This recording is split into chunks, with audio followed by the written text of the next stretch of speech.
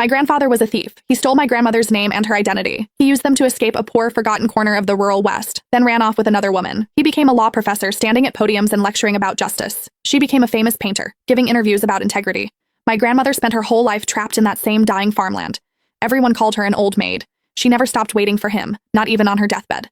50 years later, I clawed my way out of that godforsaken place on the strength of 2 generations, my grandmother and my mother. I made partner at a top law firm. It was graduation season. I sat in the lead interviewer's chair. Across from me sat a girl, polished, confident, the most outstanding graduate from the best law school in the state.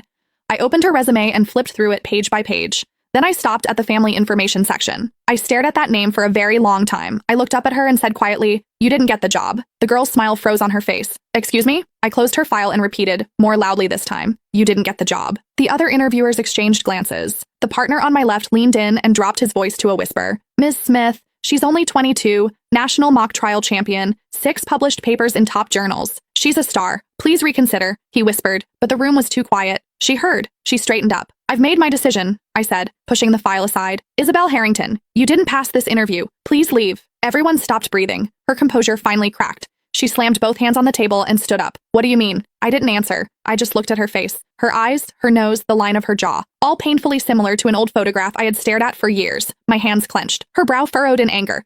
"Do you know who I am?" she demanded. "My grandfather is Professor Emeritus of Law at State University. My grandmother is a renowned painter, a lifelong academician of the National Academy of Fine Arts. Both my parents were federal judges. Everyone in the legal world knows their names. I graduated first in my class from the best law school in the country." With every sentence, her confidence grew. "Tell me," she said, nearly looking down at me now, "what exactly am I missing?" "Grades are only one factor," I said, keeping my voice calm.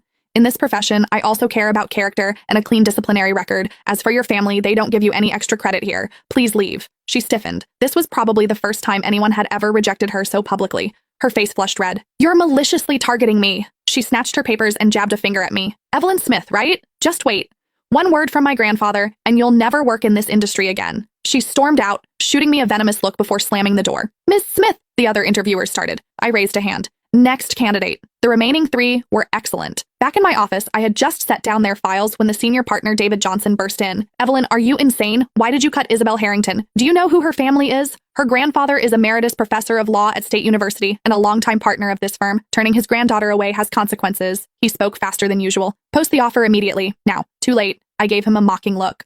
"I've already returned her file." His face went blank. Then his phone rang. One glance at the caller ID changed his expression. He walked out without another word, throwing me a look that said, "You have just started a war." I wasn't afraid. I had waited too long for this day. I finished reviewing the other candidates' files. The door opened. David Johnson walked back in, slightly hunched, escorting an elderly woman.